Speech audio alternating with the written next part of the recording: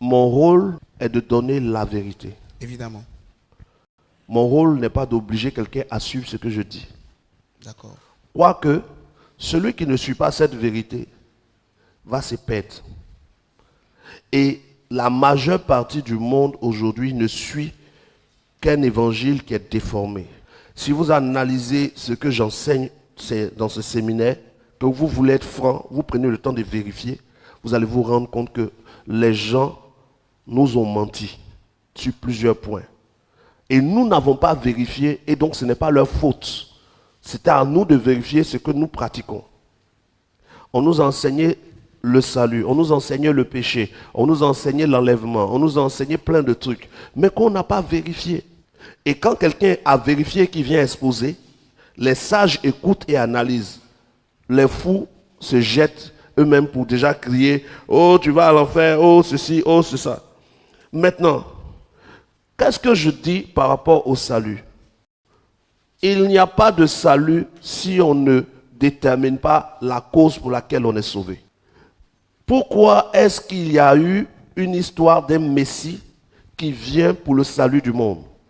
Parce qu'à la base, il y a deux personnes, Adam et Ève, qui, ayant été créés par Dieu, ont reçu une interdiction de manger le fruit d'un arbre. Et hier, je vous ai expliqué que l'arbre ne peut pas être le sexe, puisque l'arbre se retrouve en Apocalypse encore. C'est ça.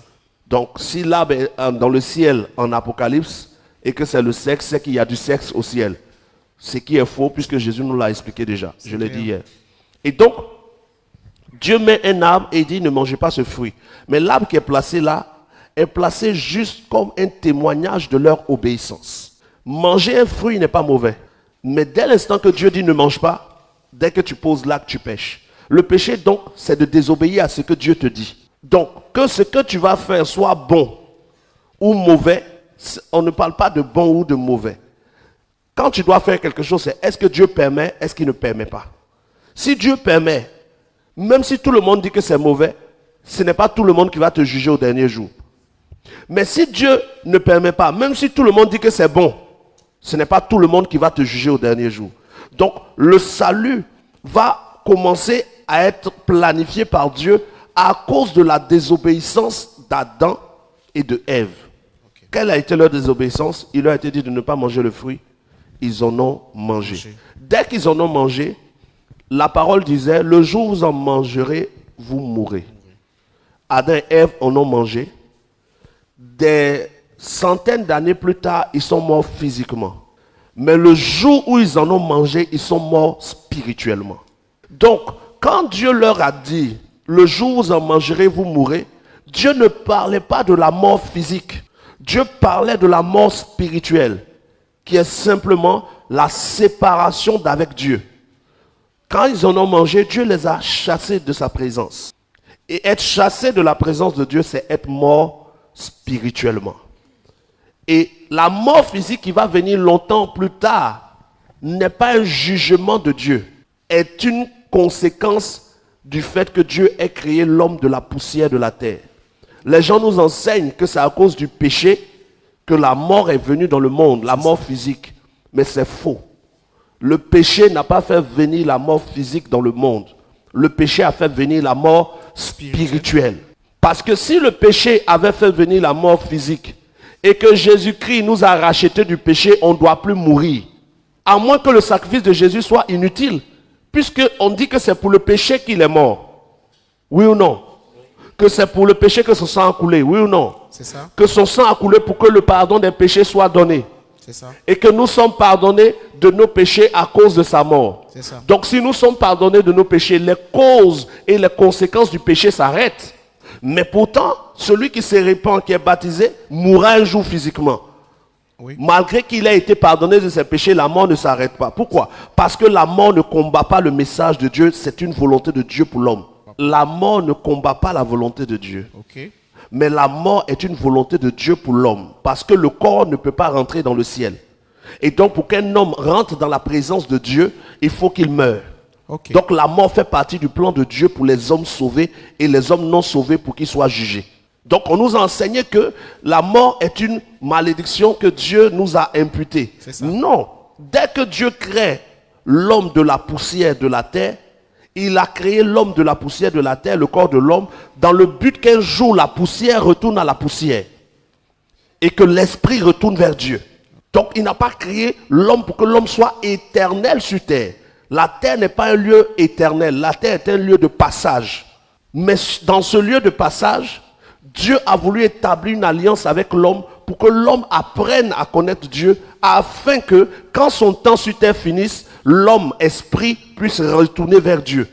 Okay. Et donc quand Adam et Ève vont être devant Dieu, Dieu leur dit, votre corps déjà va pourrir un jour dans la terre, mais si vous mangez le fruit qui est là, votre esprit va être séparé de moi.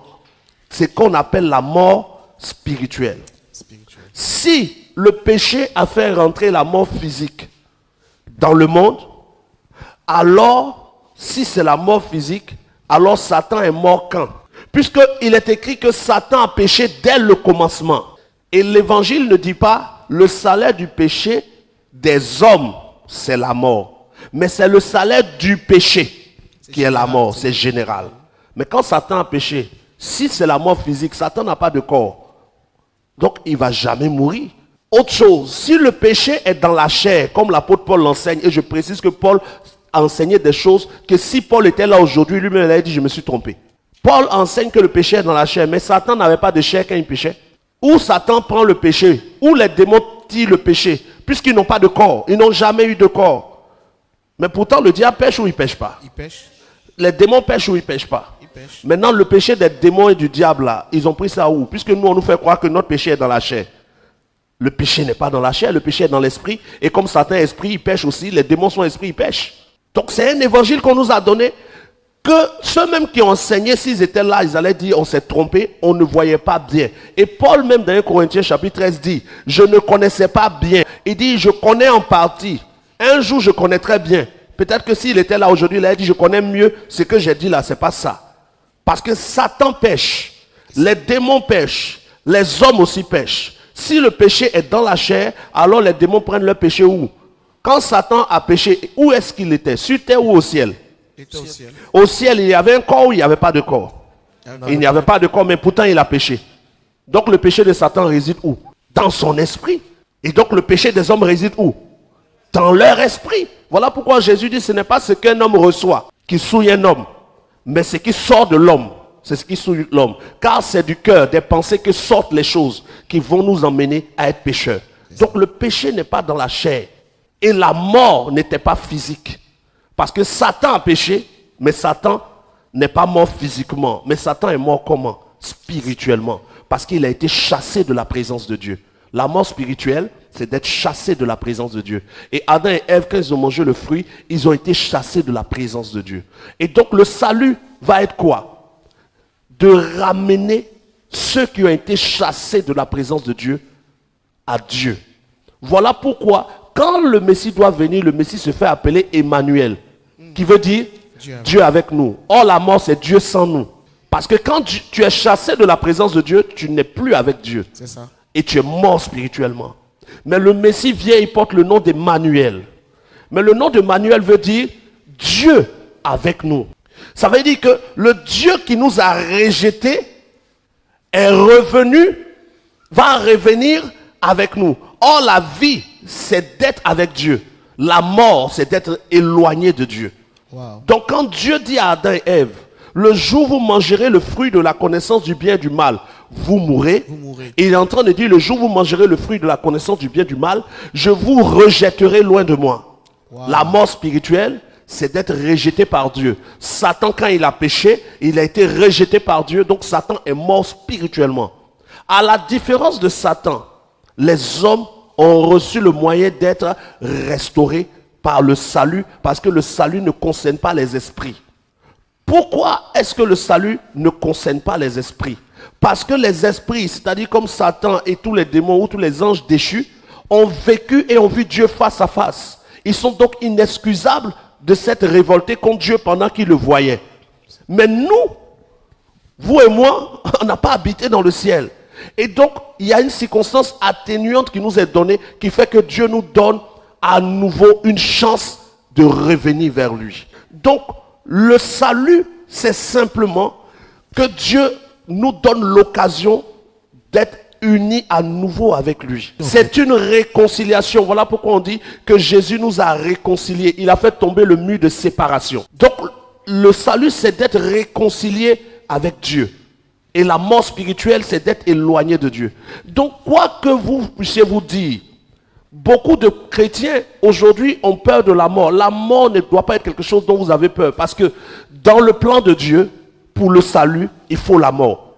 Parce que si tu ne meurs jamais, jamais tu ne seras avec Dieu dans le ciel. La mort est un passage que Dieu a établi pour que nos corps mortels tombent et que notre esprit éternel monte. Donc, ce n'est pas une sanction. La mort physique n'est pas une sanction, mais dans le plan de Dieu, la mort spirituelle est une sanction. Et donc, quand Dieu établit son salut, c'est pour nous ramener à lui pour que la réconciliation se fasse. Mais comment est-ce que cette réconciliation va se faire? La réconciliation ne peut se faire que là où on reconnaît notre faute. Ce qu'on appelle la repentance. Quand vous lisez l'histoire d'Adam et Ève, il n'y a pas de repentance. Quand Dieu demande à Adam, pourquoi as-tu mangé? Il dit c'est Ève. Oui ou non? Oui. Et quand on demande à Ève, Ève dit c'est le serpent. C'est le serpent. Mais de vous à moi, entre Adam, Ève et le serpent, pour qui le jardin d'Éden avait été créé? Pour Adam et Ève, évidemment, ou pour le serpent? Adam et Ève. Mais qui a été chassé? Adam et Ève. Et le serpent? On n'a pas chassé le serpent du jardin d'Éden. Mais on a chassé Adam et Ève. Pourquoi le serpent n'est pas chassé? Pourquoi c'est Adam et Ève qui sont chassés par le serpent? Adam et Ève sont chassés parce que ni Adam ni Ève n'ont reconnu leur faute. Ils n'ont pas reconnu. Adam a accusé Ève, Ève a accusé le serpent. Vous n'allez pas voir un test où le serpent dit, c'est pas de ma faute, c'est toi qui m'as créé comme ça. Ça n'existe pas. Le serpent est resté dans la présence de Dieu. Parce que Éden était le lieu où Dieu venait. Mais Adam et Ève ont été chassés de la présence de Dieu. Le serpent même qui a dit de manger, là, on ne l'a pas chassé. Mais Adam et Ève, pour lesquels le jardin d'Éden a été créé, ont été chassés de la présence de Dieu. Qu'est-ce que ça nous montre dans le message du salut? Toute personne qui ne reconnaît pas ses fautes ne peut pas être sauvée. C'est ce qu'on appelle la repentance. Si vous ne reconnaissez pas vos péchés, si vous vous trompez, vous vous blaguez vous-même pour dire c'est le péché dans ma chair, c'est pas de ma faute. Moi-même, je ne sais même pas pourquoi je vole. Vous ne serez jamais sauvés. Parce que toute repentance commence par le fait de reconnaître ses fautes. Et Adam n'a pas reconnu ses fautes. Ève n'a pas reconnu ses fautes. Et quand vous regardez dans le livre de Romains chapitre 7, l'apôtre Paul ne reconnaît pas ses fautes. Dans le livre de Romains chapitre 7, il dit ce n'est pas moi qui fais. Même quand je fais le mal, ce n'est pas moi qui le fais. C'est le péché qui habite en moi. Le péché n'est pas une personne. Le péché est une décision de désobéir à une parole qu'on te donne. Personne n'est obligé de désobéir. Si c'était le péché qui nous obligeait à désobéir, Dieu serait injuste de nous juger au dernier jour. Comment tu juges des gens qui ne font pas exprès? Mais Dieu va juger le monde parce que Dieu nous tient responsables de nos choix. Et donc, Adam et Ève, n'ayant pas été repentants, vont être chassés du jardin d'Éden. Le message donc du salut prend naissance depuis la base où a commencé le problème, c'est-à-dire depuis le jardin d'Éden. Premièrement, celui qui veut être sauvé doit reconnaître ses fautes. Et quand tu vas reconnaître tes fautes, il faut les confesser et les abandonner. C'est là qui est le plus difficile. Parce que quand vous regardez le baptême de Jean-Baptiste, tout le monde venait se faire baptiser. Mais Jean dit, après qu'on t'ait baptisé, produis du fruit digne de la repentance. C'est-à-dire, ce n'est pas une histoire de dire, je viens, on va me baptiser. On dit, qu'est-ce que tu faisais? Je mentais, je volais. Ok, on a fini de te baptiser et tu mens et tu voles. Tu as pris un bain. Il faisait chaud. Tu t'es lavé. C'est bien beau. Mais tu n'es pas sauvé. Parce que le salut s'introduit là où il y a une repentance et il y a les actes de repentance. C'est-à-dire que on me reproche quelque chose que je reconnais et que je décide d'abandonner. Si mon peuple sur qui est invoqué mon nom s'humilie et prie et se détourne de ses mauvaises voies, je le coûterai des cieux et je le guérirai ou je guérirai son pays. C'est ça. Donc, le salut prend naissance là où on reconnaît nos fautes et on décide de les abandonner. Parce que le sang de Jésus ne purifie pas celui qui n'obéit pas. Je ne sais pas si vous comprenez. On nous a enseigné que le sang de Jésus-Christ nous purifie de tout péché. Non, le sang de Jésus-Christ ne nous purifie pas comme ça de tout péché. Le sang de Jésus nous purifie quand nous décidons d'obéir à la parole que Dieu nous donne. Ça veut dire quoi? Prenons le cas de quelqu'un qui n'obéit pas. D'accord. Comment le sang te purifie si tu n'obéis pas? C'est-à-dire tu décides de ne pas obéir, mais quand même tu es pur. Tu mens.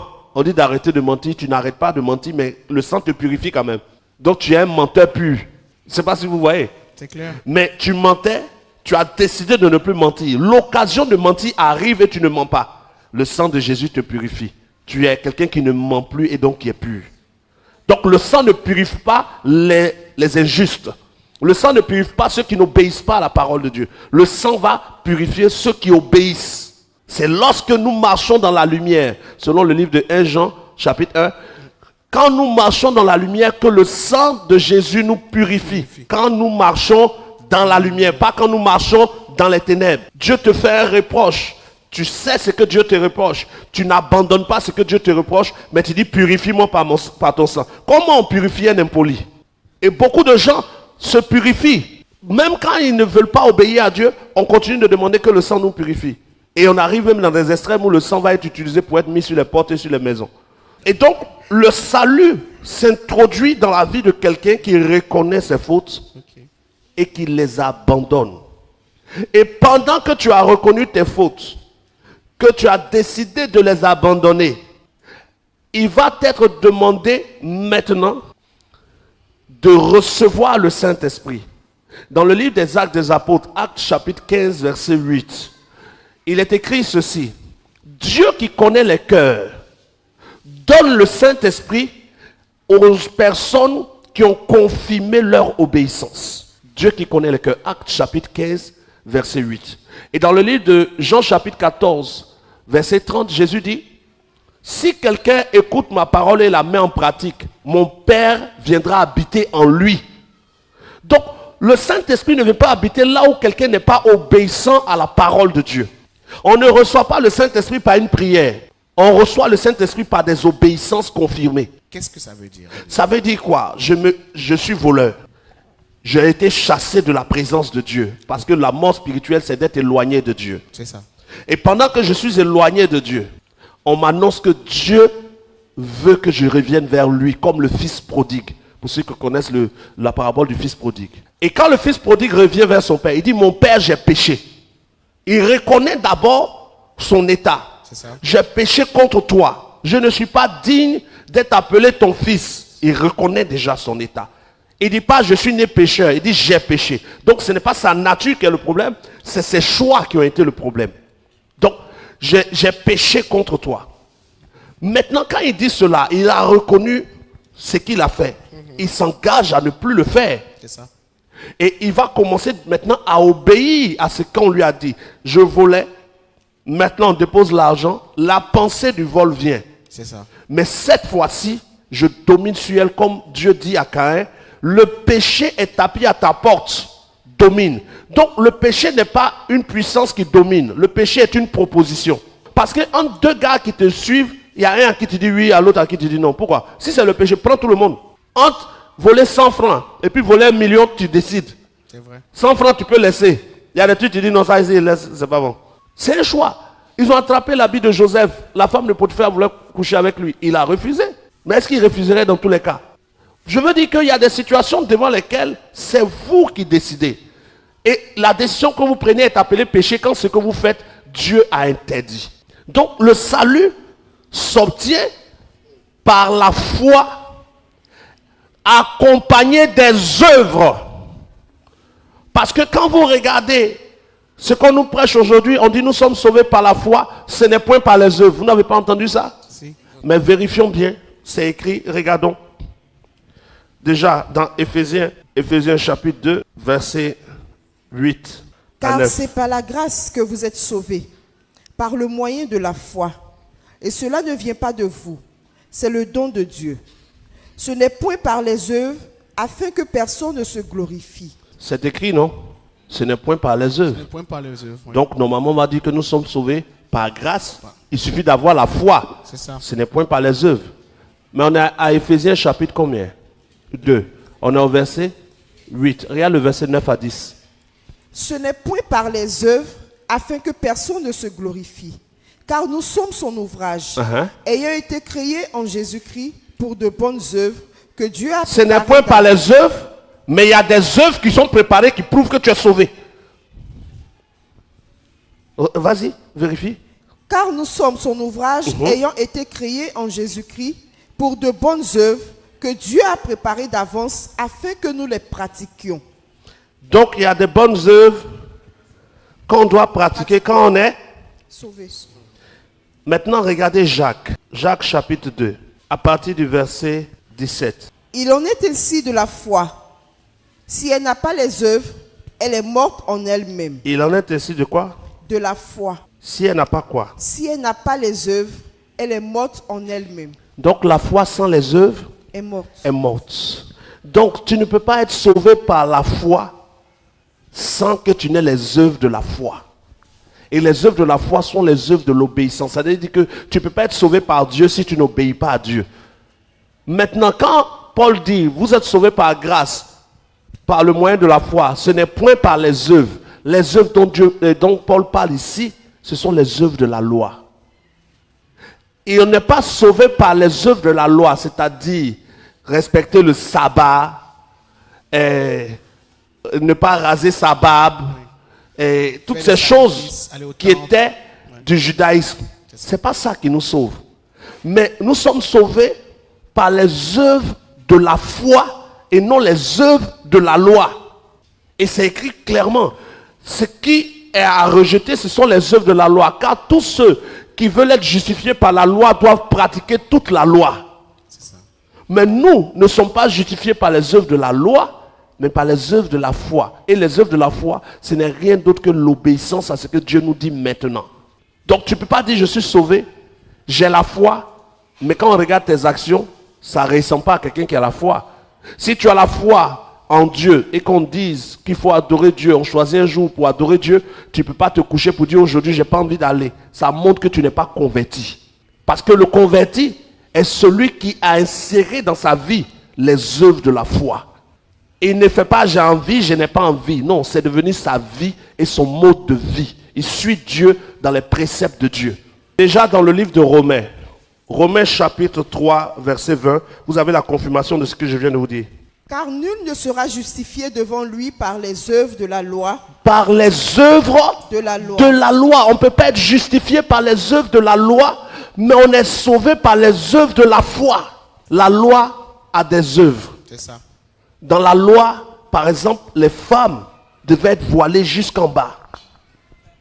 Dans la loi juive, l'adoration se faisait à Jérusalem. C'est ça.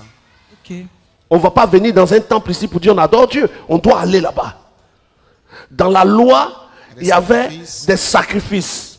Il y a l'Holocauste. Il y a plein de trucs qui étaient pratiqués. C'est ça. Et si nous voulons être sauvés par la loi, nous devons pratiquer toute la loi avec la circoncision et toutes ces choses. Et personne ne sera justifié devant Dieu par la loi, mais par les œuvres de la foi. Et les œuvres de la foi ne sont rien d'autre que l'obéissance à la parole que Dieu nous révèle. Par exemple, une œuvre de la foi, c'est par exemple dire la vérité. C'est une œuvre de la foi. Ce qu'on appelle le fruit de l'esprit. Une œuvre de la foi, c'est de pardonner à ceux qui nous font du mal. Parce que Jésus nous demande de pardonner. Donc, les œuvres de la foi sont différentes des œuvres de la loi. Donc, quand Paul dit, nous sommes sauvés par grâce, par le moyen de la foi, ce n'est point par les œuvres, il parle des œuvres de la loi. Ce n'est point par les œuvres de la loi, mais c'est par les œuvres, les bonnes œuvres de la foi. Regardons encore, on était dans Romains chapitre 3, verset 20. Romains 3, verset 28. Car nous pensons que l'homme est justifié par la foi sans les œuvres de la loi. Car nous pensons que Que l'homme... l'homme est justifié par la foi sans les œuvres de la loi. Regarde dans Galates chapitre 2, verset 16. Galates chapitre 2, verset 16.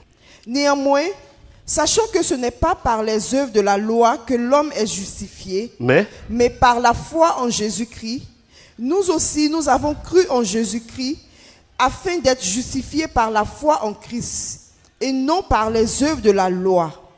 Parce que nulle chair ne sera justifiée par les œuvres de la loi. Verset qui suit. Mais, tandis que nous cherchons à être justifiés par Christ, si nous étions aussi nous-mêmes trouvés pécheurs, Christ serait-il un ministre du péché? Voilà. Donc, on n'est pas justifié par les œuvres de la loi, mais par les œuvres de la foi. Et je donne un dernier passage pour que ce soit bien clair pour chacun. C'est dans Galates, chapitre 3, verset 10. Car tous ceux qui s'attachent aux œuvres de la loi Sont sous la malédiction. Ok. Car Pourquoi? il est écrit, Il est écrit, maudit est quiconque n'observe pas tout ce qui est écrit dans le livre de la loi et ne le met pas en pratique. qui d'entre nous aujourd'hui, Baoulé, Gouro, Koulongo, qui je ne sais, peut appliquer toute la loi de Moïse aujourd'hui? Impossible. Même ceux qui étaient avec lui n'ont pas pu. Donc, on n'est pas sauvé par les œuvres de la loi, parce que celui qui commence à appliquer la loi doit appliquer toute la loi. Donc, tu dois aller lire tout l'Ancien Testament, maîtriser les fêtes, maîtriser les sacrifices, maîtriser les heures de prière, les ordres. Tout ça, on ne peut pas. Mais nous sommes justifiés par les œuvres de la foi qui veulent simplement dire ce que Dieu me dit aujourd'hui, j'y obéis. C'est la foi par les œuvres. La foi vient de ce qu'on entend. Ce qu'on entend vient de la parole de Christ. Donc ce que Christ me dit au travers de mon cœur, au travers de ses serviteurs, quand j'y obéis, on parle des œuvres de la foi. Les œuvres de la loi sont liées à Moïse. Les œuvres de la foi sont liées à la parole de Jésus. Donc, quand tu comprends ça, tu comprends que dire je me répands, c'est bien. Mais quand tu finis de te repentir, que tu es baptisé, Jésus, dans son message, nous dit qu'il faut maintenant les œuvres de la foi. Quels sont les actes que tu poses maintenant? Si les actes que tu poses montrent l'obéissance aux paroles de Christ, alors tu rentres dans le salut. Le Saint-Esprit va venir habiter en toi pour confirmer que tu es une nouvelle création. Mais si après ton baptême, tu as confessé tes péchés, on t'a baptisé, mais tu continues de produire les mêmes œuvres d'avant, tu es encore dans le processus du salut, mais tu n'es pas encore sauvé. Donc comprenez que le salut, ce n'est pas se repentir, être baptisé, et puis on vit, la tempête sonne, on est sauvé. Non. Demandez-vous bien, est-ce que dans ma décision de marcher avec Dieu, je pose des actes dignes de la repentance? Ou bien je fais les mêmes choses. Si c'est les mêmes choses qui se répètent, vous êtes dans le processus du pardon, vous n'êtes pas encore sorti dans le processus qui parle de nouvelle création. La nouvelle création, c'est les hommes qui se sont repentis et qui ont fait violence, car le royaume des cieux est forcé. Vous n'avez pas lu ça? Pourquoi on dit que c'est forcé? Parce que quand tu te repens, tu dis je demande pardon à Dieu pour quelque chose. Quand ça se représente, il faut se forcer. Il faut faire l'effort. Ce n'est pas une histoire de dire j'ai demandé pardon, c'est à Dieu de me donner la force, il ne va plus faire. Non. Dieu ne t'a pas donné la force de faire au début, il ne va pas te donner la force de ne plus faire. C'est toi. Le royaume des cieux est forcé. Et ce sont les violents qui s'en emparent. Donc, tu dois pouvoir faire violence sur toi pour dire non dans certaines circonstances. Pour que Dieu voie ta détermination, car à tes résolutions répondra le succès. Maintenant, quand la situation arrive, que tu ne fais pas violence sur toi, que tu tombes dans ce même vol, Dieu ne va pas attester de ta décision. Parce que la foi sans les œuvres est morte. Tu dis que tu crois en le message de Jésus, mais tes œuvres confessent le message des hommes. Qui va te donner d'être une nouvelle création? Quel Saint-Esprit qui va venir habiter en toi? Non. Maintenant, toute action que Dieu te demande après ta repentance n'est pas au-dessus de tes forces. 1 Corinthiens chapitre 10, verset 13. Ce n'est pas au-dessus de tes forces. Mais il faut que tu sois déterminé. Car le royaume des cieux est forcé. Ce sont les violents qui s'en emparent. Or, la repentance, c'est pourquoi? C'est pour entrer dans le royaume. Mais le royaume est forcé. Les gens veulent un évangile où on ne se force pas, où on ne fait pas d'effort. Quand on a envie, on vient à l'église. On n'a pas envie, on ne vient pas. On a envie, on donne sa dîme. On n'a pas envie, on ne donne pas. On a envie, on donne ses offrandes. On n'a pas envie, on m'a parlé mal, je ne parle plus à celle-là. Des comportements humains et on attend d'aller au ciel. Voici la vérité.